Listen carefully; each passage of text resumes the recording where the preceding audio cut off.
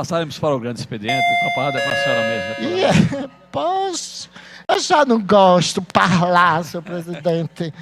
Obrigada, senhor presidente. Pensei que minhas colegas iriam... Agora, colegas, agora, como eu estou no grande expediente, só para explicar aqui os alunos que estão sem entender nada.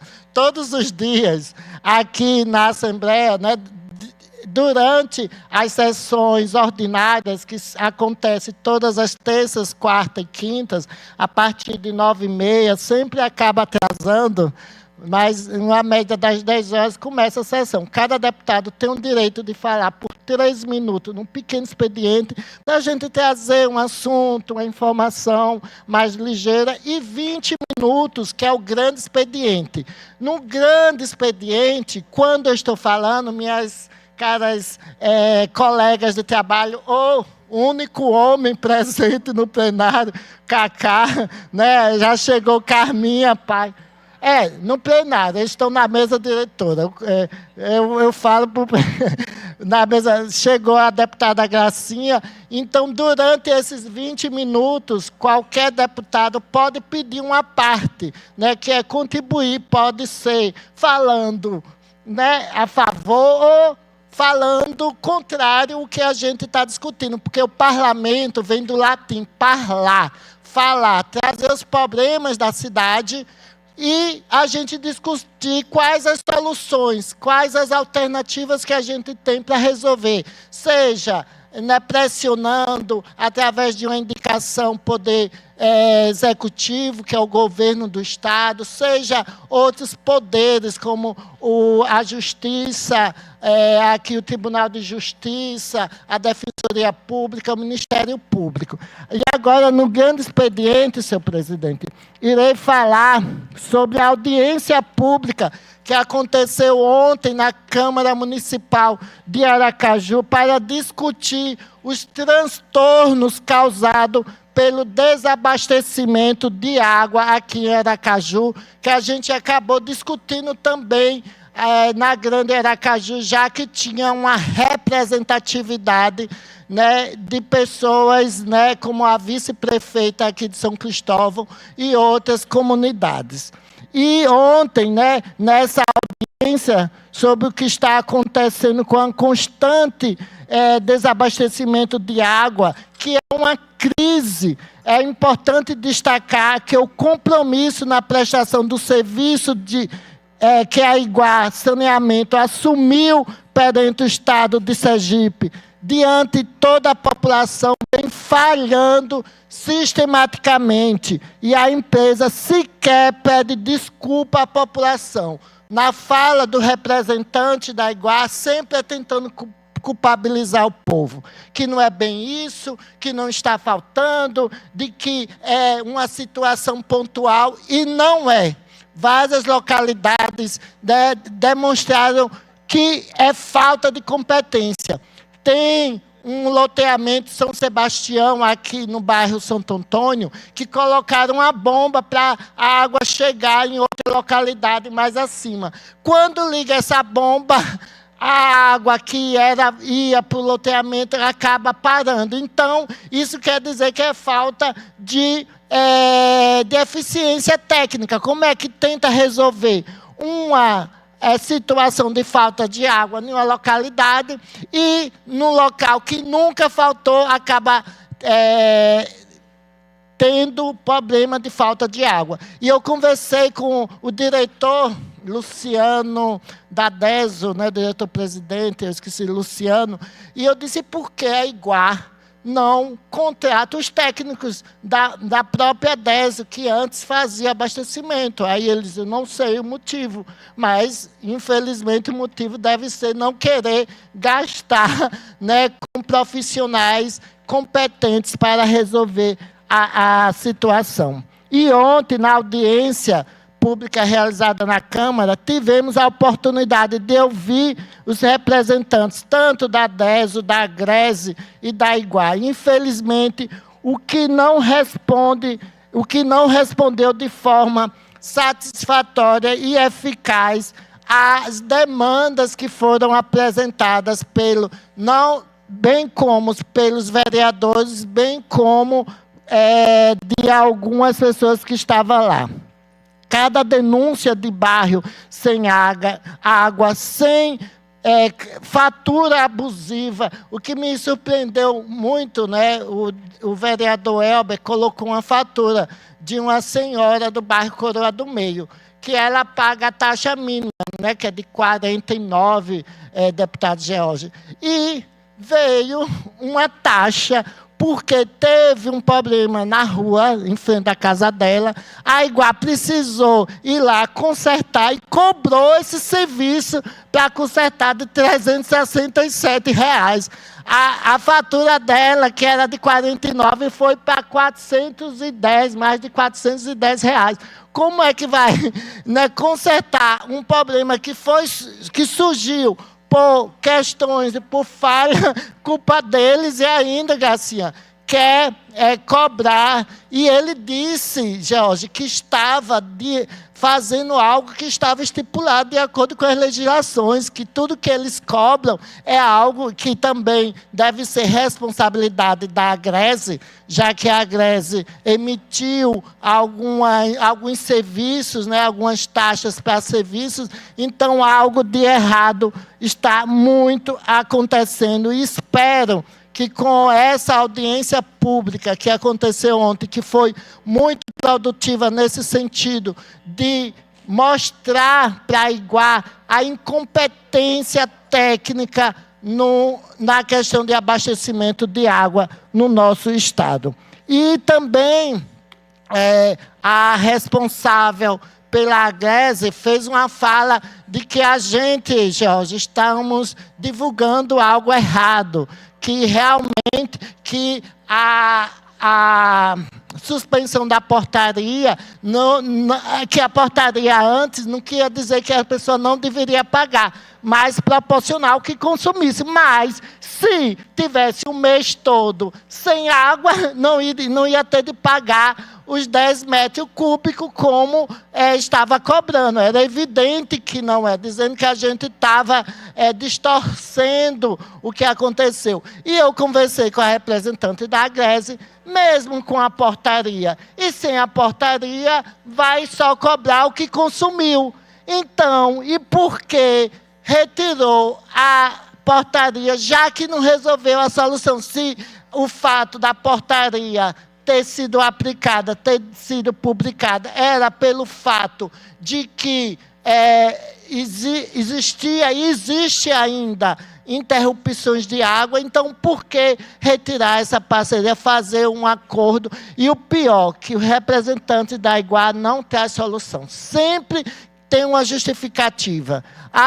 Foi por causa da sabotagem na adutora, ali na zona de expansão, né, que algumas pessoas já estão denominando zona de destruição, de exploração, ali a antiga zona de expansão de Aracaju. Então, a Agreste, né, depois que suspendeu a cobrança em áreas desabastecidas e garantindo esse parcelamento automático da fatura, precisa ser reconhecido que foi algo, né, importante, mas isso não vai resolver a questão. A regulação não é só compensação depois do erro, é prevenção, fiscalização e responsabilização antes que a crise chegue ao nível que chegou. Outra denúncia que a gente recebeu foi do bairro Siqueira Campos. Tinha algumas pessoas, né, lá, o representante do bairro América, que disse que lá nunca faltou água. Não só do bairro América, do Siqueira, dessa comunidade lá, São Sebastião, no Santo Antônio, que disseram que nunca tinha problema de falta de água quando era com a Désio. Acontecia esporadicamente uma situação e não de forma constante, como aconteceu. E a gente, né, a nossa mandata recebeu algumas denúncias sobre a crise de abastecimento de água lá no bairro Siqueira Campos, em Aracaju, que desde agosto de 2025 Já são quase 10 meses que moradores e moradoras desse bairro convivem com falta de água e pressão insuficiente para o uso básico do dia a dia. E a empresa tem uma estratégia bem conhecida. Primeiro, a manutenção, depois culpa o morador, mas a questão é que não é apenas uma casa. E isso acontece, né, em várias localidades. E praticamente no bairro inteiro. A pressão muda ao longo do dia, o que demonstra que a falha é no sistema de distribuição. A situação chegou ao Ministério Público e já existe uma ação civil pública em andamento. E nós estamos acompanhando esse processo de perto, já que vimos várias vezes aqui fala nesse sentido. E a empresa sempre muda de discurso, mas a questão é sempre a mesma. A população sem água, e não é aceitável que uma empresa que recebeu uma concessão milionária deixe moradores sem água. Onde está o serviço que foi prometido à população? E outra coisa, Chico, que foi discutido lá, que é o homem dos canos e que está resolvendo, não adianta. Ontem teve uma audiência. E o que foi debatido, Chico, é que não adianta consertar lá, resolver um problema no sertão e piorar a situação na Grande Aracaju e em outras localidades. É importante que resolva a situação lá do sertão, mas não piore aqui da Aracaju. Acho que uma coisa não inibe a outra, não pode prejudicar. Né? A justificativa da Iguá foi dizer, não, mas a gente está expandindo, está levando água onde chegou. Certo, muito bem, foi para isso que a empresa foi contratada. Mas isso não justifica problema, a falta de água em localidades que nunca existiu. Isso demonstra incompetência. Também, eu vou aproveitar que o deputado Paulo Júnior está aqui, porque eu já falei sobre a questão da saúde, eu acho que o senhor não estava, que eu recebi algumas denúncias, né, de alguns, principalmente técnicos de enfermagem, que estão recebendo a média de R$ 1.200, numa escala 12 por 36. Muitos denunciaram também a questão, né, de que os hospitais, tanto a ZUPA e tanto o Hospital Bom Jesus dos Passos, estão quarteirizando, contratando cooperativas, e essas cooperativas não reajustam o salário dos técnicos, não pagam o piso e acaba prejudicando. E a outra denúncia, também envolvendo São Cristóvão, Paulo Júnior, foi envolvendo os assistentes sociais, psicólogos e psicólogas que atuam também nas unidades de saúde do município. Esses servidores e servidoras foram comunicados que perderiam o adicional de insalubridade com base em um laudo técnico encomendado pela própria prefeitura, mas não tiveram acesso a esse processo e como foi conduzido, né, a retirada desse adicional tão importante para esses trabalhadores e quais foram os critérios adotados, nem quem foi ou deixou de ser avaliado. O que chegou até nós indica que esse laudo não espelha a realidade. As especificidades de cada unidade de saúde e de cada profissional simplesmente não foram consideradas. Fomos informados que a Secretaria já abriu procedimento para contratação emergencial de nova empresa para emissão dos laudos e que a insalubridade será paga de forma retroativa a quem protocolou o requerimento. É um encaminhamento que registramos e vamos acompanhar de perto. Esperamos que a prefeitura que está realizando isso possa rever essa conduta. E outra questão também que a gente recebeu, Paulo Júnior, não sei se você está sabendo, é que os servidores estão sofrendo o segundo impacto no bolso, porque a implementação da moeda social, que segundo os relatos nos chegaram, veio acompanhada de falta de transparência, sem comunicação adequada sobre como funcionaria na prática, por exemplo, com a variedade do estabelecimento cadastrados, que contemplem a real necessidade de quem utiliza a moeda social. Isso porque, deputado, de acordo com o que foi me dito, cada funcionário lá vai ter uma retenção de R$ 400 para que seja transformado nessa moeda. Muitos desses servidores não moram lá. Alguns moram fora e muitos não. E que os R$ 400, as localidades para usar são localidades ligadas ao turismo, né? Mas seriam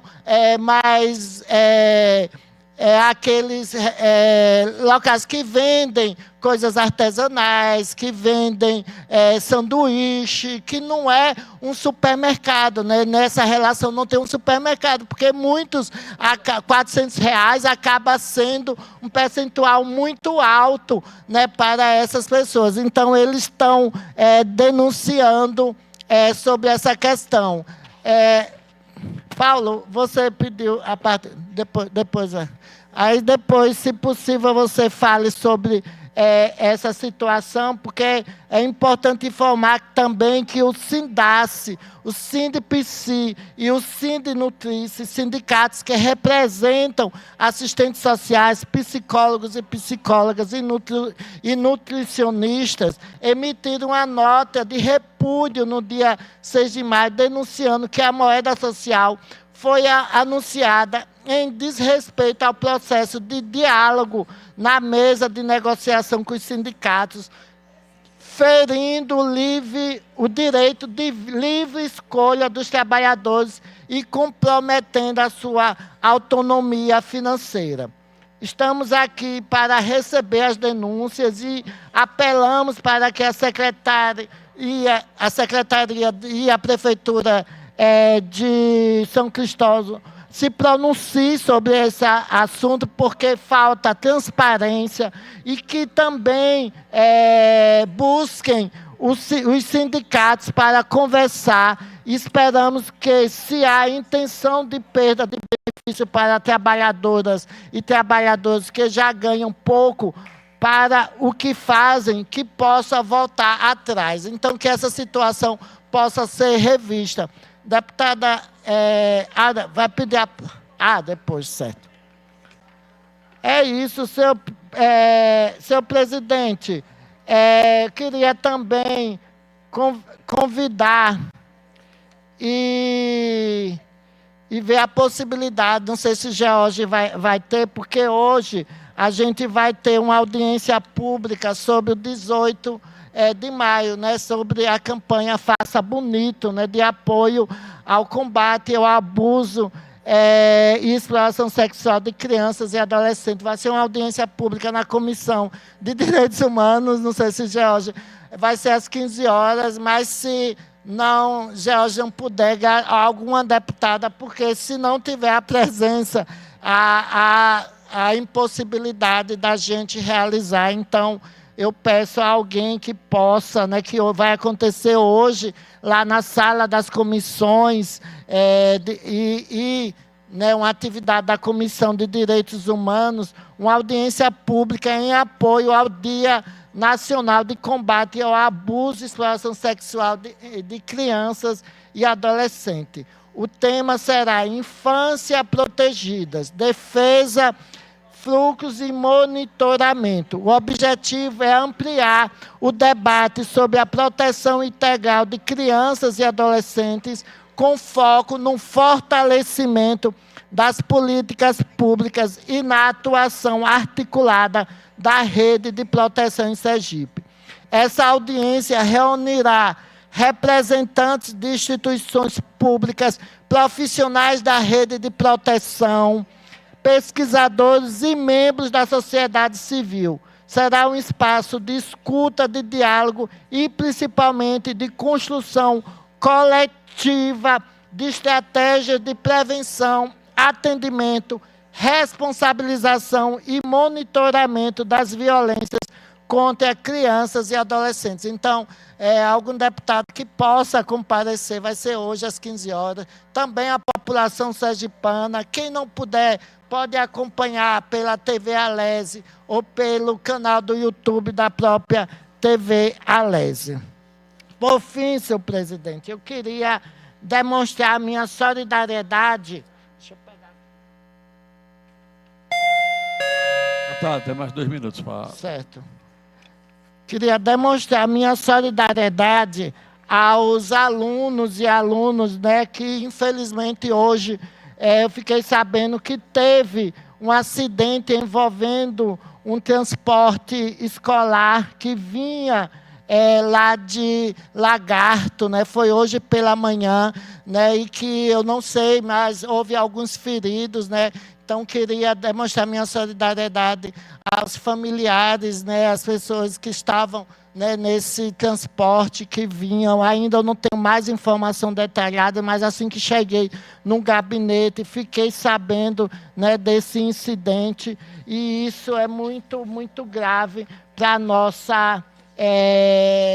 para os estudantes que precisam, que saem, né, dos municípios daqui para vir estudar, muitos, né, eu não sei esse caso, mas muitos que acabam tendo transporte a partir de criação de associação, muitos pagam. Já relatei o problema de falta de transporte em alguns municípios para vir estudar aqui, a dificuldade que tem, né, como eu anunciei recentemente. Então, é muito importante que haja uma fiscalização também nas condições desses transportes, porque está transportando vida, o futuro, né, do nosso Estado. Então, toda a nossa solidariedade aos familiares e todos que estavam, né, nesse ônibus. É isso, senhor presidente. Muito obrigado. Na ordem, com a palavra, a deputada Laura Ribeiro.